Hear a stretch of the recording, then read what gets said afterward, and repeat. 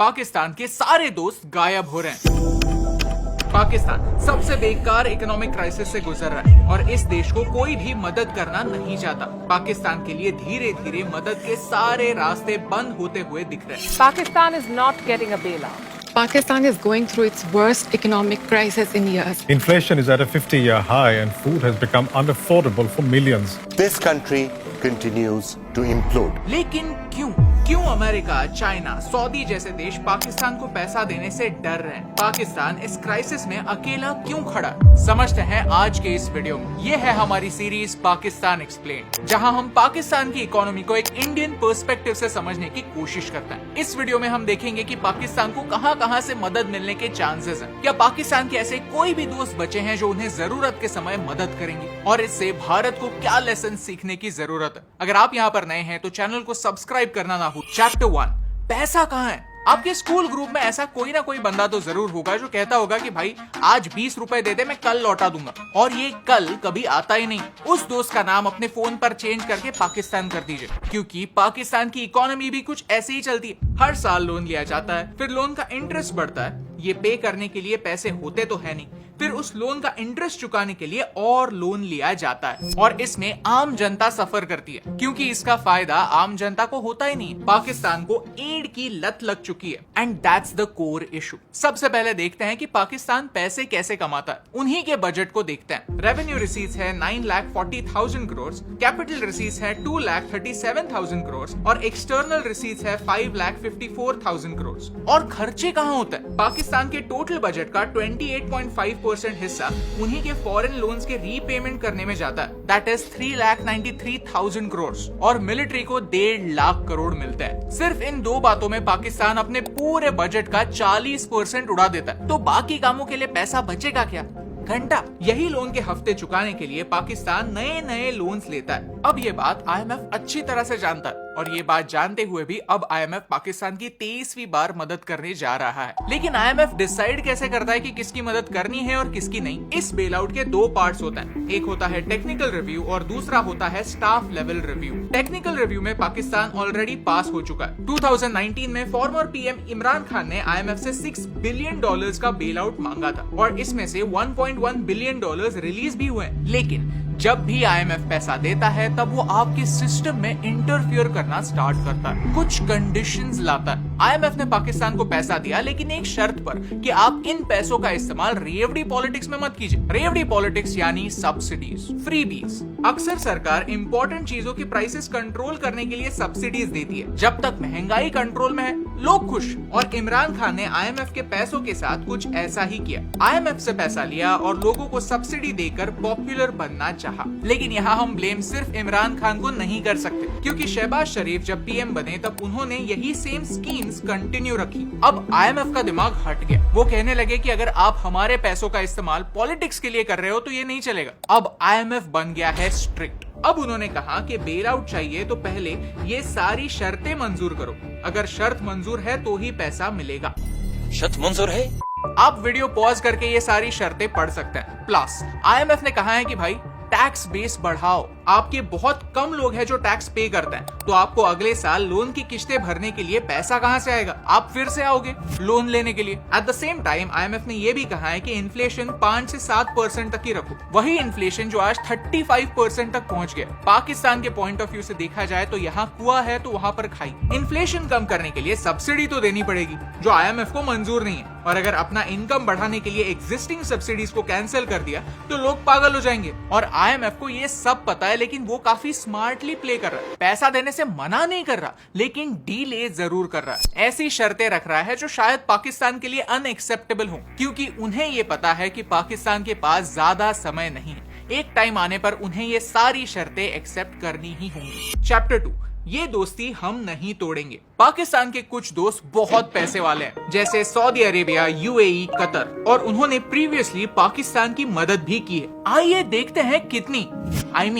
कितनी। शुरुआत करते हैं सऊदी से। 2018 में उन्होंने $6.2 बिलियन जस्ट एवं फाइनेंशियल सपोर्ट के नाम पर दे दिए कि भाई ले ले। ऊपर से $3 बिलियन का तेल लोन के तौर पर दे दिया। 2021 में भी और $3 बिलियन का लोन दिया। 2022 में सऊदी ने $8 बिलियन का पैकेज अप्रूव किया। कतर ने पिछले साल अगस्त में $2 बिलियन का लोन दिया। 2018 में यूएई ने भी $200 मिलियन पाकिस्तान को एड के तौर पर दिए। कहा कि अपने देश में छोटे छोटे बिजनेसेस को बढ़ावा दो। फिर अगले साल 2019 में $2 बिलियन का लोन दिया। यहाँ तक यूएई ने पाकिस्तान को ऐसा ऑफर भी दिया है कि आपकी जो सारी गवर्नमेंट कंपनीज हैं उनके शेयर्स खरीदने के लिए हम रेडी हैं। लेकिन कोई भी सॉवरेन देश अपने देश की इंपॉर्टेंट कंपनीज किसी दूसरे देश को कैसे बेच सकता है? पाकिस्तान को इन 3 देशों से कुल मिलाकर $24.4 बिलियन के लोन्स और गिफ्ट्स मिले, वो भी सिर्फ पिछले 5 सालों में। पाकिस्तान के कुछ दोस्त ऐसे भी हैं जिन्होंने पैसों के तौर पर नहीं किसी और फॉर्म में अपना सपोर्ट दिखाया, लेकिन वो भी अब पाकिस्तान से दूर होना चाहते हैं। ईरान और पाकिस्तान के बीच एक गैस पाइपलाइन बिछाने की बात 1950 से चली आ रही है। ईरान पाकिस्तान पाइपलाइन प्रोजेक्ट 1999 में शुरू हुआ और ईरान ने अपने साइड की पाइपलाइन कब की बना ली, लेकिन पाकिस्तान ने अपनी साइड की पाइपलाइन बनाई नहीं। अब ईरान ने कहा है कि 2024 से पहले अपने साइड की पाइपलाइन का काम खत्म करो, नहीं तो नुकसान भरपाई करो। जो पाकिस्तान ऑलरेडी बैंकरप्ट होने जा रहा है, उससे ईरान $18 बिलियन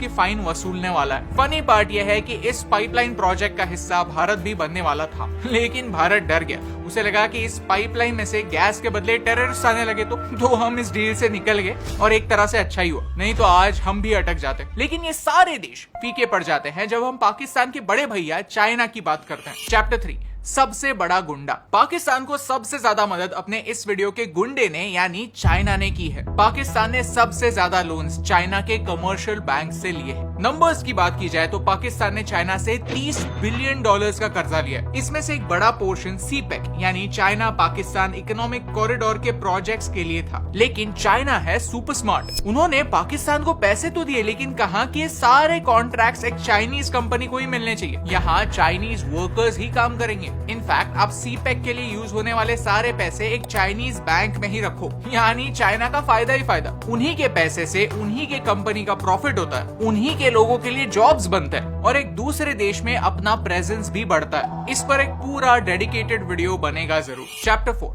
तो प्रॉब्लम क्या है? अब जिन अलग अलग पार्टीज ने पाकिस्तान को प्रीवियसली मदद की है वो 3 ब्रॉड रीजंस की वजह से की। एक है ह्यूमैनिटेरियन ग्राउंड्स पे, जैसे कि IMF ने, ताकि पाकिस्तान में रीजनल स्टेबिलिटी रहे, एक सिविल वॉर ना। सेकंड रीजन है common interest, Saudi, Qatar, Turkey, UAE, Iran, ये मुस्लिम देश हैं और पाकिस्तान भी, तो नेचुरली वो अपने भाइयों की मदद करना चाहते हैं। और तीसरा रीजन है प्योर इकोनॉमिक रीजंस। चाइना यही करता है, प्रॉफिट देखकर पैसा लगाता है। पाकिस्तान के लिए सबसे बड़ा प्रॉब्लम यही है कि ये सारे रीजंस इरेज हो रहे हैं। चाइना अपनी सीपेक के ऑपरेशन स्लो डाउन कर रहा है। पैंडेमिक के बाद पूरी दुनिया का चाइना पर से विश्वास उठ गया और इसका इम्पैक्ट चाइना की इकोनॉमी पर भी हो रहा है। तो चाइना सीपेक के नाम पर पाकिस्तान को और पैसा नहीं दे रहा। टर्की और ईरान पाकिस्तान पर अब विश्वास नहीं करता और सऊदी तो पाकिस्तान से रूठ गया है। पाकिस्तान ने इमरान खान के अंडर एक स्टंट किया। कतर, टर्की, मलेशिया और पाकिस्तान ऐसे 4 देशों को मिलाकर अवेंजर्स बनाने की कोशिश की, यानी एक नई अलायंस बनाने की कोशिश की, लेकिन इसमें से उन्होंने सऊदी को बाहर रखा। भाई ये बात सऊदी को बिल्कुल पसंद नहीं आई। अब सऊदी ने ये कह दिया है कि पहले हम बिना कंडीशंस के लोन और एड देते थे, लेकिन अब टाइम आ गया है कि जो देश हमसे पैसे लेते हैं वो अपने प्रोमिसेस पहले फुलफिल करना स्टार्ट करें। ये पाकिस्तान के लिए एक वार्निंग। प्रीवियस प्रोमिसेस फुलफिल ना होने की वजह से अब IMF भी पैसा देने से कतरा रहा है। हाल ही में न्यूज आई कि IMF ने यूक्रेन के लिए $15.6 बिलियन का लोन अप्रूव किया। अमेरिका ने सिलिकॉन वैली बैंक को बचाने के लिए रातों रात $300 बिलियन छाप दिए। IMF और वेस्टर्न देशों की प्रायोरिटीज अलग है, ये अब हम समझ गए, और इन प्रायोरिटीज में पाकिस्तान और श्रीलंका जैसे देश नहीं आते। Chapter 5, lessons for India. अब आते हैं हम इस वीडियो के सबसे इंपॉर्टेंट पॉइंट पर कि भारत को पाकिस्तान से क्या लेसन सीखने की जरूरत है। सबसे पहला लेसन है there are no free gifts. Pakistan के इकोनॉमिक हालात देखकर हमें हंसने की बिल्कुल जरूरत नहीं है। इनफैक्ट हमें फोकस हमारे खुद की इकोनॉमी सुधारने पर करना चाहिए। हमारे बजट को देखें तो हम हमारे खर्चे भी टैक्स रेवेन्यू से पूरे नहीं कर सकते। हमें पैसा कम पड़ता है और हम हर साल 40% पैसा उधार लेते हैं। ये पाकिस्तान जैसे बेल आउट्स नहीं है। बॉन्ड्स है जिनमें मोस्टली हमारे देश के ही सिटीजन्स इन्वेस्ट करते हैं। लेकिन मुद्दा यह है कि भारत अपने सारे खर्चे पूरे करने जितना पैसा नहीं कमाता। इन लोन्स पर हमें इंटरेस्ट पे करना पड़ता है और ये हमारे बजट का सबसे बड़ा हिस्सा होता है। जो पैसा देश की डेवलपमेंट में इन्वेस्ट हो सकता है वो सिर्फ इंटरेस्ट पेमेंट में चला जाता है। पाकिस्तान में 2022 में डेवास्टेटिंग फ्लड्स हुए। They were called the worst floods in a century. In floods की वजह से पाकिस्तान की इकोनॉमी प्रॉब्लम्स में आई। कल जाकर अगर इस लेवल की किसी नेचुरल कैलामिटी का भारत को सामना करना पड़ा तो शायद भारत के पास भी उतने पैसे ना बचे। It is said that loans steal the resources of the future. हम अगर कल के रिसोर्सेस आज ही खर्च कर देंगे तो कल हमारे पास पैसे नहीं बचेंगे। दूसरा लेसन ये है कि हमें गरीबी के साइकिल से निकलना पड़ेगा। वीडियो की शुरुआत में हमने देखा कि IMF अब पाकिस्तान के साथ स्ट्रिक्टली बर्ताव कर रही है क्योंकि पाकिस्तान का ट्रैक रिकॉर्ड खराब है। डिप्लोमैट का ये आर्टिकल कहता है कि जब भी पाकिस्तान में कोई नई सरकार आती है उनका पहला मूव यही होता है कि कटोरा लेकर दूसरे देशों के पास जाए और मदद की भीख मांगे। पाकिस्तान आज एक विशिष्ट साइकिल में अटक चुका है। देश में प्रॉब्लम्स हैं, इसीलिए देश में गरीबी है। लोग गरीब है तो टैक्स से पैसा नहीं आता तो IMF से लोन लेना पड़ता है। ये लोन इन्हीं गरीब लोगों को खुश रखने के लिए, टेम्पररीली शांत करने के लिए सब्सिडीज के रूप में खर्च होता है। लेकिन क्या इससे गरीबी कम होती है? बिल्कुल नहीं। हम कब सीखेंगे कि सब्सिडीज एक बैंड एड की तरह एक टेम्पररी सोल्यूशन है? भारत भी फ्री का पानी, फ्री की इलेक्ट्रिसिटी, फ्री का राशन जरूर देता है, लेकिन इसका सारा फायदा करप्शन खा जाता है और गरीब लोग गरीब ही रहते हैं। इस मामले में भारत पाकिस्तान से डिफरेंट नहीं, बस थोड़ा सा लकी है कि हमारे पास थोड़ी बहुत बड़ी इंडस्ट्रीज हैं। ऑनेस्ट सैलरी देने वाले लोग हैं जिन्हें टैक्स कट कर ही पैसा हाथ में आता है। ये है देश का वर्किंग क्लास जो देश को चलाता है। अपने कंधों पर 1.4 बिलियन इंडियंस की रिस्पॉन्सिबिलिटी लेता है। The third lesson for Bharat is हमें हमारा इनकम बढ़ाना होगा। इनकम यानी देश का रेवेन्यू। फोकस मैन्युफैक्चरिंग पर करने की जरूरत। जब भी हम शॉपिंग करने जाते हैं तो एक चीज जरूर देखते हैं कि प्रोडक्ट बना कहां पर है। पेंडेमिक से पहले सारी चीजें चाइना से आती थी, अब सिचुएशन बदल रही है। मेड इन चाइना चीजें कम हो रही है, लेकिन ये चीजें बन कहां रही है? भारत में नहीं, वियतनाम में। सोचिए, हमारा मैन्युफैक्चरिंग सेक्टर इतना टूटा हुआ है, इतना ब्रोकन है कि हमें किसी दूसरे देश से इंपोर्ट करना सस्ता लगता है। मेरी पर्सनली यही कोशिश रहती है कि ज्यादा से ज्यादा इंडियन प्रोडक्ट्स हम ढूंढे और उन्हें ही खरीदें ताकि मैक्सिमम रेवेन्यू किसी भारत की कंपनी को मिले। टूरिज्म, फार्मास्यूटिकल्स, क्लोथिंग, इन सारी इंडस्ट्रीज में भारत को बेहतर बनना ही होगा। बाहर से पैसा भारत में लाना होगा एंड मोस्ट इम्पोर्टेंटली भारत का कम से कम पैसा कैसे भारत के बाहर जाए ये देखना होगा। अगर आपको इस वीडियो से वैल्यू मिली, कुछ नया सीखने मिला तो हमें सोशल मीडिया पर फॉलो करना ना भूलिए, क्योंकि आज पाकिस्तान की कोई भी मदद नहीं करना चाहता और इसके लिए भारत को खुश होने की कोई जरूरत नहीं है। उल्टा हमें चिंता जतानी होगी, आत्मनिर्भर बनना ही होगा और अपने दम पर आगे बढ़ना होगा। Because only a fool learns from his own mistakes, a wise man learns from the mistakes of others। और यही इंपॉर्टेंट बात आप तक पहुंचाने से मुझे फर्क पड़ता है।